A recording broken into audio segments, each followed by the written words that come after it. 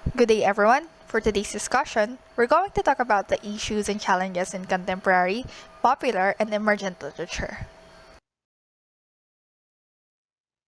And here are the objectives. At the end of the lesson, students should be able to identify issues and challenges in contemporary literature, explain the development in genres of contemporary literature, examine new characteristics of new emerging genres of literature, discuss issues and challenges in emerging literature, conduct a critical analysis between contemporary and popular literature, and react on issues and challenges in popular literature. So let us start with the discussion of the issues and challenges in contemporary literature. So here are just some of the things that we should be aware of. First, literature is language-based and national. Contemporary society is globalizing and polyglot. Next, there are vernacular means of everyday communication like cell phones, social networks, streaming video, or those that are moving into areas where printed text cannot follow. Next, intellectual property systems are failing, and means of book promotion, distribution, and retail are destabilized. And ink and paper manufacturing is an outmoded, toxic industry with steeply rising costs. Next, core demographic for printed media is aging faster than the general population. Because of this, failure of print and newspapers is disinteresting young apprentice writers.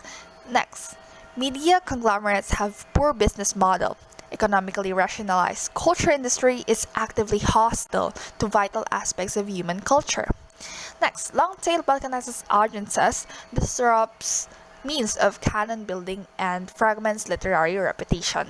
And digital public domain transforms traditional literary heritage into a huge, cost-free, portable, searchable database, radically transforming the reader's relationship to bell letters. And here are some of the other issues.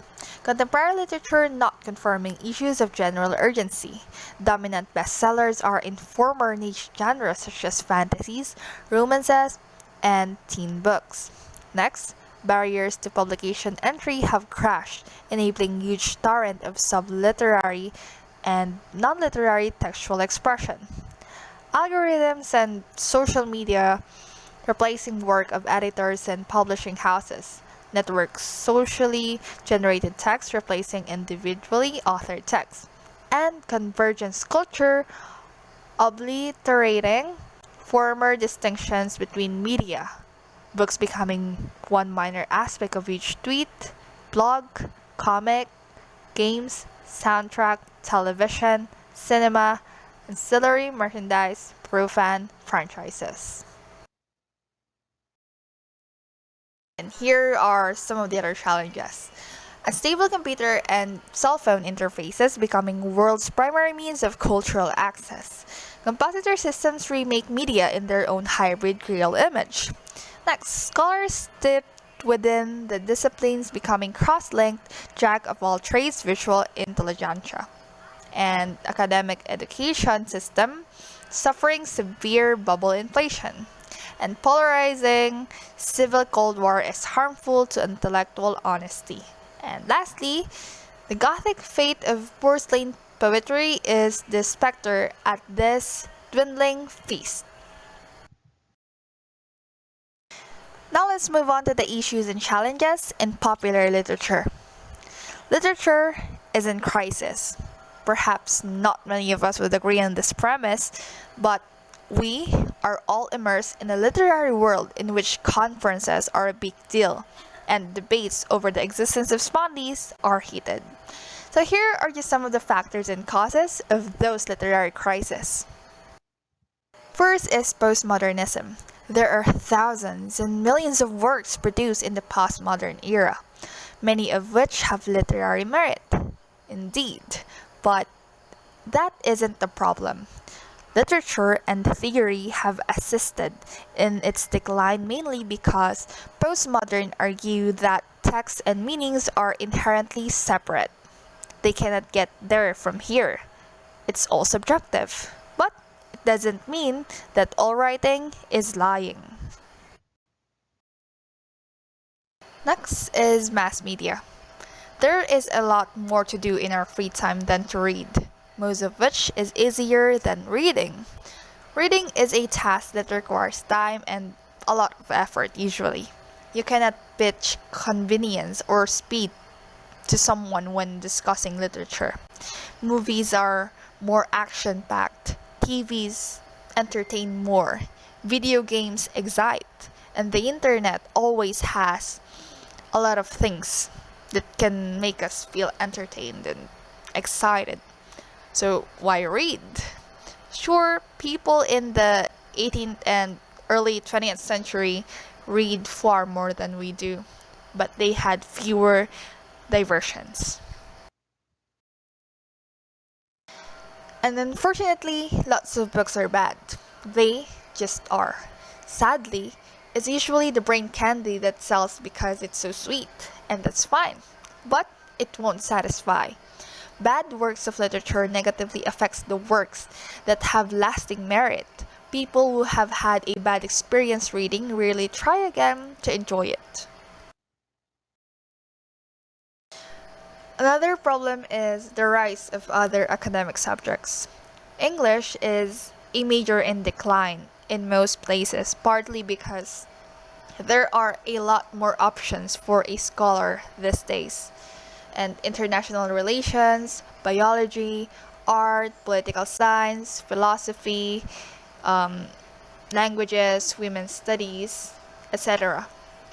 And we are quite pleased that there are so many other courses for people to pursue, but it is taking its toll on literature. Another problem: no automatic connection to a job after college.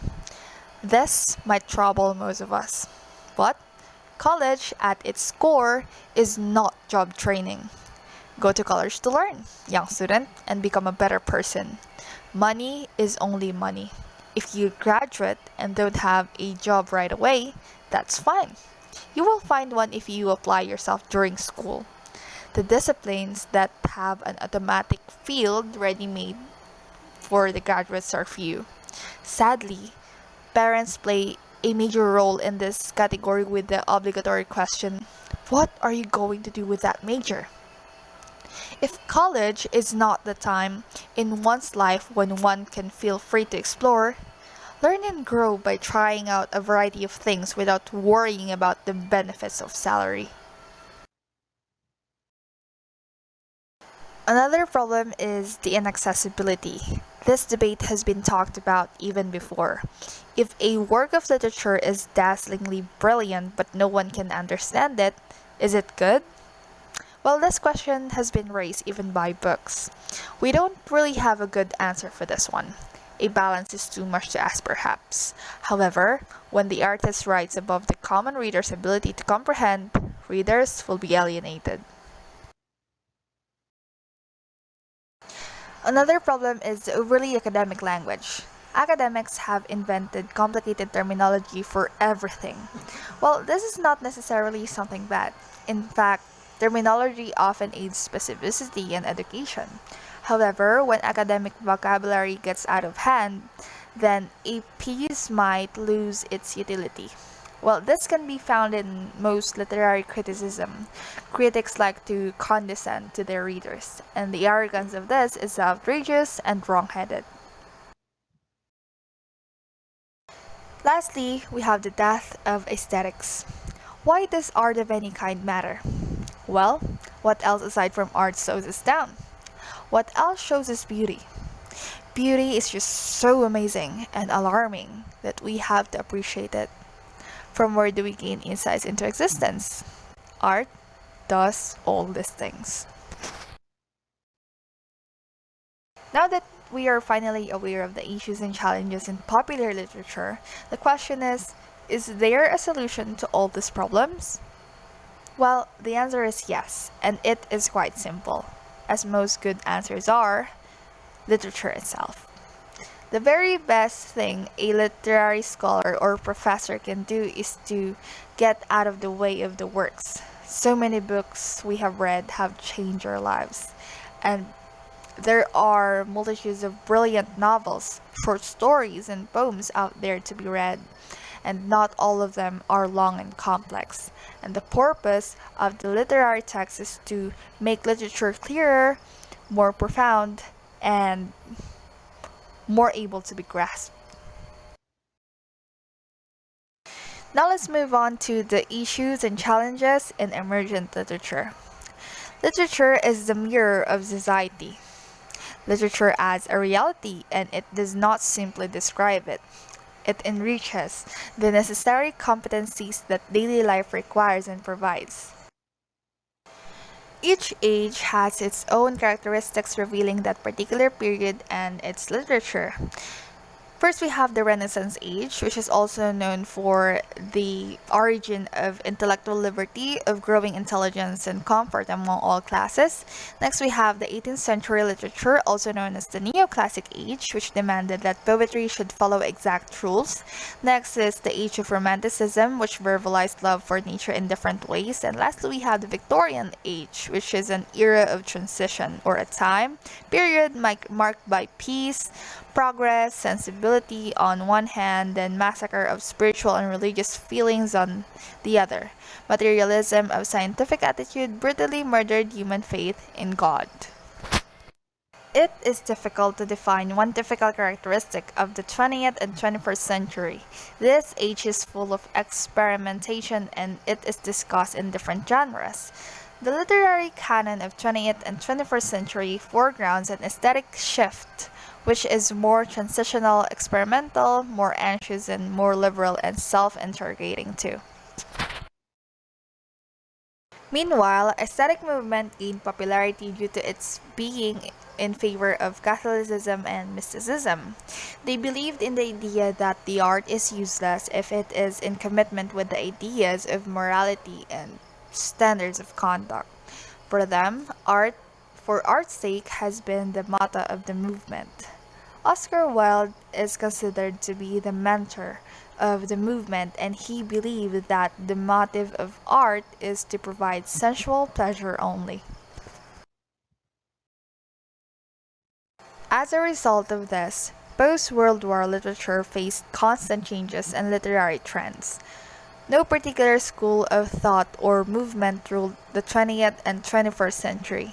Some literary artisans believed in imitation, while others did translation of classics and regional literature. Ted Hadras translated Ovid's works, and Christopher Fry's translated works enhanced their already considerable reputation. Works of Monsey Promchand and other artists have been translated into English and other languages too. Another trend in the 20th century is modernism, which has its origin in the 20th century. Modernists explored and experimented with literary forms and expression. They adhered to Ezra Pound's maxim to make it new, and it was the outcome of drastic efforts to change traditional representation styles into new ways of expressing sensibilities of the time. Modernism has arisen from two movements, symbolism and imagism, which highly affected the poetic creation of time. Symbolism is a reaction against naturalism and realism. Imagism finds its roots in the aesthetic philosophy of T.E. Halm. The poets believed in utilizing common speech in creating new rhythms and moods, an infinite choice of subject matter, excessive use of symbols and images, yet providing clarity in style. Charles Baudelaire's poetry volume marks the beginning of symbolism. Amy Lowell is an American imagist who promoted the works of images in England. Meanwhile, Ezra Pound is the renowned name in imagism, and he published an anthology under the title Des Images to promote the works of the imagists. And all of the modernists work very hard to free themselves from the traditional monopoly of writing form and content. Sigmund Freud and Karl Marx are the two who questioned human rationality, leading to a change in dealing of characters. Instead of dealing with characters as action figures, modernist writers started handling them as someone with thought and soul. This gave birth to another trend of psychoanalysis. It gave a real life to the characters in novel and drama. James Joyce is the first writer to fully understand the importance of a character's insight. There are many other terms linked with the stream of consciousness novel, like interior monologues, stream of thoughts, and all denoting that the subject matter of this kind of novel is the inner psyche of man. Stream of consciousness technique in a novel is better known as expressionistic technique in drama. Arthur Miller employs this technique with perfection in place. John Paul Sartre also focused on the value of a character as an individual and made existentialism a famous movement of the time. They fought for the existence of human being as an individual, as a free person in literary work, the one who is responsible for his own actions. They believe that an individual is responsible for his life as he acts and reacts according to his own free will, and this determines his nature and directs his life. Concept of expressionism is fully employed by Fyodor Dostoevsky and his novel Crime and Punishment, and by Franz Kafka in his novel The Trial. When philosophers talk about the value of individual, then feminist writers restate gender in association with other categories such as race and class. These writers use literature as a medium to fight for the rights of women, and especially of women writers. Toriel Moy, through her book Sexual or Textual Politics and What is a Woman, fought for equal rights and understanding of women. Helene Sixwas' text, The Laugh of the Medusa, warns readers, especially women, either to read it fully or remain trapped in the language barriers created by men. Julia Kristeva and Simone de Beauvoir also raise their voices to fight for women and their rights through the podium of literature. Post-colonial literature outshined the international arena of fight for the rights of the Third World. Emergence of the writers or poets or playwrights from the Black or Dark Continent or Orient stunned the English literary world. Aboriginals from different colonies throughout the world came up with themes and plots unveiling the brutal deeds committed under the mask of Christian burden. Not only local artists like Chinua Achebe, but also white writers like Joseph Conrad reflected their strong unhappiness towards imperial government hypocrisy. Many British writers believed that it is the responsibility of ruling government to look after the people being ruled. With emergence of artists from once colonized countries, a new trend emerged too. Example is the use of vernacular and colloquial language in English literature. Writers like Mulraj Anand, Chinua Achebe, Babsi Sidwa, and Kamala Markandia have devised regional languages like Hindi, Punjabi, Parsi, etc., with standardized English. The major reason has been the dire need of introducing the First Nations with the idea that the nations, once being ruled, are not all without literature and culture. This indifference is a part of all the countries. People not only misbehave with outsiders but with insiders as well. Dalit literature is the outcome of such ill treatment.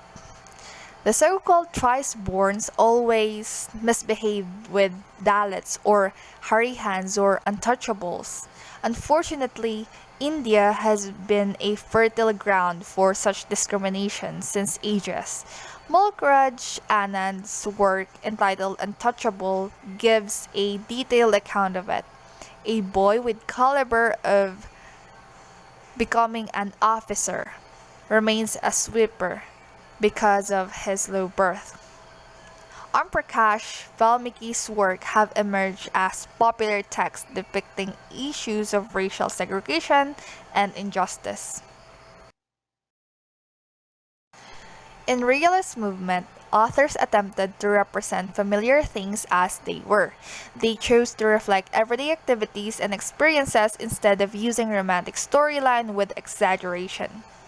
Muriel Spark combined satirical realism with implications of an extra-realist and spiritual dimension in her novels. Samuel Clemens, better known as Mark Twain, also was equipped with realism in his works. Science fiction is a trend which is the outcome of totally opposite realms like facts and imagination. H.G. Wells is one of the renowned fiction writers. He remained fascinated by the prospects that science offered to man. His fantasies show his interest in technology, which attracted him to write the science fiction. John Osborne's play is considered to be the first play to represent the angry young man of contemporary drama, while Sheila Delaney's play is another great example of such theater. Comedy of menace is a unique trend in which playwrights focus on providing fun out of painful and tense situation. Harold's play is a fine example where humor has been created out of terror, and David Campton and some other authors produce comedy from horror.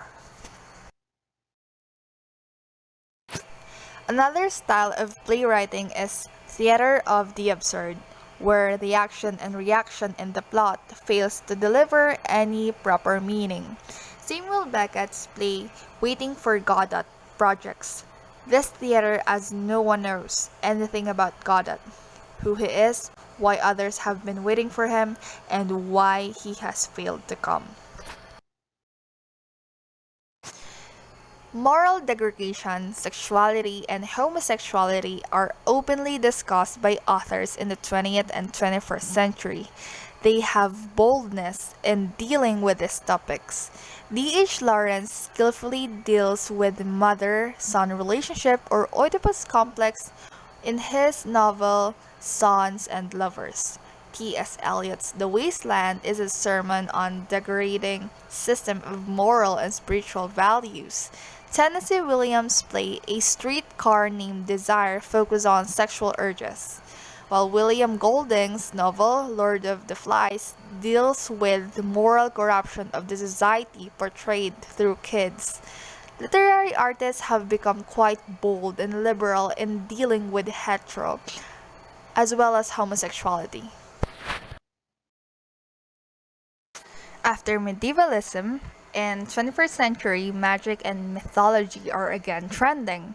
J.K. Rowling's series Harry Potter novels and C.S. Lewis' The Chronicles of Narnia are just a few examples of the use of mythology in modern literature. Pop or popular fiction is plot-driven work written with the intention of fitting into currently famous literary subgenre. It is created in order to attract majority of audiences or readers already familiar with the genre. It is also known as genre fiction. Famous novelist Shiran Bhagat is a pop fiction writer, and the focus remains on becoming bestseller, and for that the story could be taken into any level. Digital or cyber literature is the latest trend in which works of creation are exclusively on and for digital devices. In this trend of literature, the writer relies on cyber medium like website, blogs, or social media pages. Pry is a novella from collaboration of Danny Canizaro and Samantha Gorman, also known as tender clause. Jason Nelson is another digital poet and net artist. Michael Joyce's 12 Blue and Jim Andrews' stir-fry texts are some more examples of digital literature. Multiple trends have emerged and are emerging in the 21st century. Some are like adaptations of traditional movements and techniques, while some are the outcome of science and technology. Hence, these ages depict modern literature through social, political, and religious milieus with different genres of poetry, novel, and drama. And here are some of the additional issues, challenges, and trends of emerging literature. First, we have the aesthetic movement. As mentioned earlier, it gained popularity due to its being in favor of Catholicism and mysticism. They believed in the idea that the art is useless if it is in commitment with the ideas of morality and standard of conduct. For them, art of art's sake has been the motto of the movement. Next, feminist writers restate genders in association with other categories such as race and class. These writers use literature as a strong medium to fight for the rights of women and especially of women writers. Digital or cyber literature. It is the latest trend in which works of creation are exclusively on and for digital devices. In this trend of literature, the writer relies on cyber medium like website, blogs, or social media pages. Next, existentialism is a famous movement of the time. They fought for the existence of human being as an individual, as a free person in literary work, the one who is responsible for his own actions. They believe that an individual is responsible for his life as he acts and reacts according to his own free will, and this determines his nature and directs his life. Another trend is the realist movement. Authors attempted to represent familiar things as they were. They chose to reflect everyday activities and experiences instead of using romantic storyline with exaggeration. Next is the Marxist movement, which began in the early 20th century with Karl Marx's idea of utopian world, a classless society. Many writers after industrialization felt the requirement of a society without class struggle and clashes. And lastly, we have modernism, which has its origin in the early 20th century. Modernists explored and experimented with literary form and expression. It was the outcome of drastic efforts to change traditional representation of styles into new ways of expressing sensibilities of the time. Now let's talk about the emerging literature trends and technologies. Understanding symbolism of new literature medium may seem like a scary experience. First step to understanding is observation. So let us observe the main carriers of literature response in the new millennium. First is collaborative writing. The term collaborative writing refers to the projects where written works are created by multiple people together rather than individually. There is a saying, teamwork makes the dream work. Collaborative writing can often lead to books that are richer and more complex than those produced by individuals. Having many people working on a project has added to the creative process. Also, they can be an immense support to one another, and you never know where the story is going.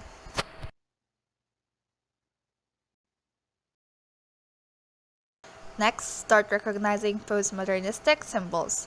By using tools of communication like internet, mobile phones, collaborative writing, software, etc., the writing process is deconstructed and newly assembled, managed preferable by the group, community, and even readers, which are the audience, rather than being solitude and selfishly controlled by one person. Literature is born from the chaos.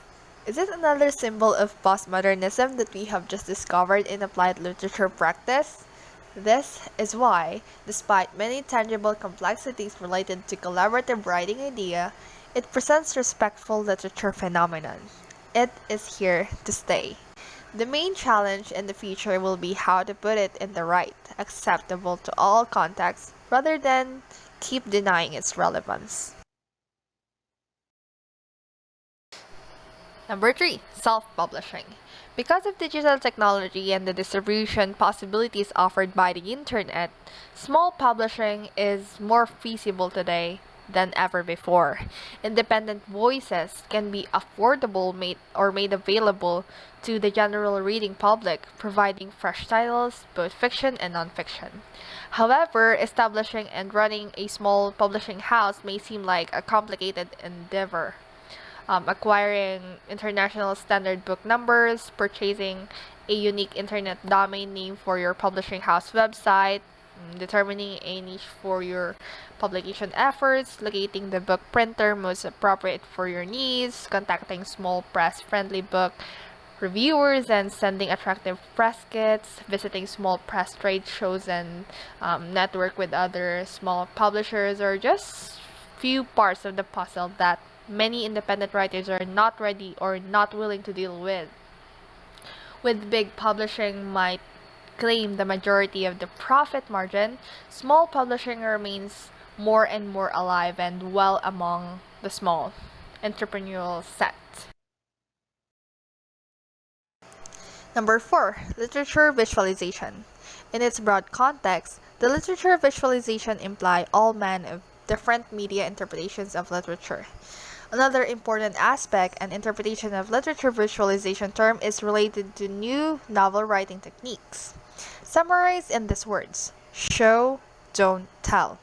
Anticipating growing aspirations of new generation of readers that attend a lot of movies and most think visually, authors tend to think of their books as of a mini movies with multi-dimensional characters with a definite point of view. And lastly, we have social networks, media, broadcasting, and new copyright models. The social networks create a completely new medium for distributing the message to the masses. Music industry was the first to acknowledge the full potential of the internet and online communities.